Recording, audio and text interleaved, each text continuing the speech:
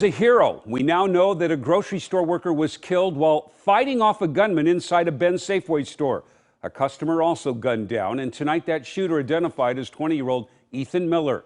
Miller died after turning the gun on himself. Just after 7 last night, Bend police say the suspect came from an apartment complex near the store. He shot his gun several times, including at a Big Lots store just down from the Safeway. They say the suspect then entered the Safeway store, shot 84-year-old Glenn Bennett. He then shot and killed 66-year-old Donald Surratt, who worked at the store when Surratt confronted the gunman. Now, police conducted a search warrant of the suspect's apartment and car, where they found another gun and a Molotov cocktails. Police are still working to determine a motive and say their investigators are looking into several posts that the suspected shooter made on social media leading up to the tragedy. And tonight, the Bend community continues to mourn those lives lost. Residents gathered at a vigil. We sent our Elise Haas to be with the people of Bend, and Elise joins us live tonight. What a sad night, Elise. Jeff, evenings like this are very hard.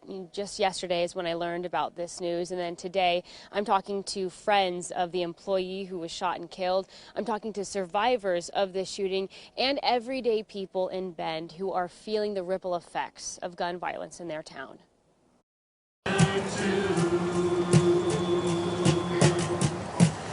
Bend lost 2 community members at a shooting in Safeway Sunday night. 24 hours later, people gathered to grieve at Drake Park. I just knew that our community was hurting and that we can feel better being together. Brandy Steelhammer helped organize this vigil to share a message with her town. Just to be gentle on themselves. We all are grieving. We're all grieving.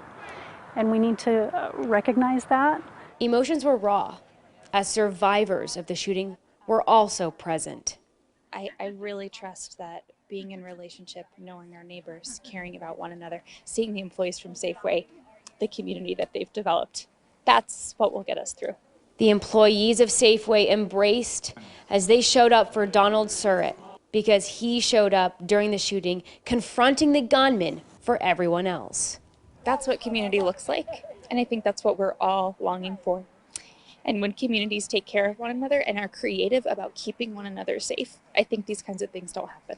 Despite the sorrow felt in this moment, we are still in this together.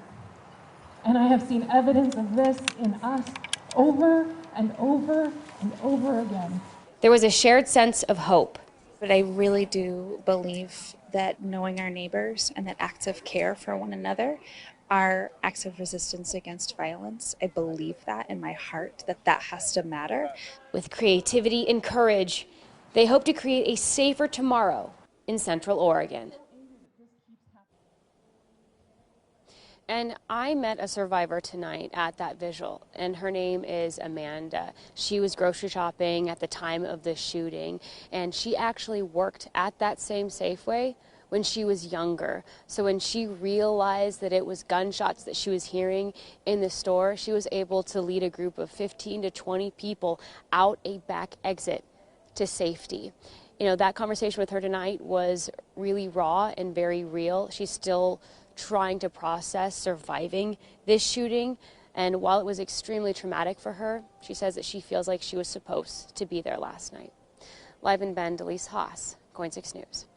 Elise, thank you. Oregon Governor Kate Brown releasing a statement on the shooting, saying in part, quote, "I'm asking all Oregonians to keep the victims of last night's shooting in Bend and their families in your thoughts and in your hearts today.